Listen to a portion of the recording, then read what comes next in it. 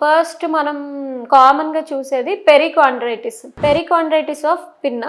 పెరికాండ్రైటిస్ means ఏదైతే ఈ బయట చెవిలో కార్టిలేజ్ పార్ట్ ఉంటదో, ఆ కార్టిలేజ్ పార్ట్‌కి ఇన్ఫెక్షన్ రావడాన్ని పెరికాండ్రైటిస్ అని అంటామనమాట. సో, యూజువల్‌గా ఈ పెరికాండ్రైటిస్ అనేది ట్రామా ఏమన్నా దెబ్బ తగిలిన తర్వాత వస్తది. లేదంటే ఇమ్యూనో సప్రెస్డ్ పేషెంట్స్‌లో, ఇమ్యూనిటీ తక్కువ ఉన్న వాళ్ళల్లో, డయాబెటిక్ పేషెంట్స్‌లో యూజువల్‌గా చూస్తాము.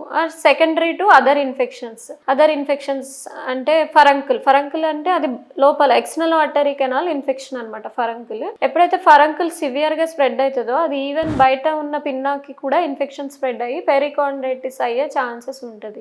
ఎట్లా ప్రెజెంట్ చేస్తారు పేషెంట్ అంటే సివియర్ పెయిన్ ఉంటుంది, వాళ్ళకి చాలా ఎక్కువ పెయిన్ ఉంటుంది అండ్ ఈవెన్ టచ్ చేస్తే ఫుల్ పెయిన్ వస్తుంది అండ్ చెవి చూడడానికి మొత్తం ఎర్రగా అయిపోతుంది అండ్ వాపు ఉంటుంది అండ్ సమ్ టైమ్స్ ఇన్ఫెక్షన్ సివియర్గా ఉన్నప్పుడు ఈవెన్ పేషెంట్ కి ఫీవర్ రావడము, జనరల్ వీక్నెస్ రావడం ఇట్లాంటివన్నీ మనం చూస్తాము.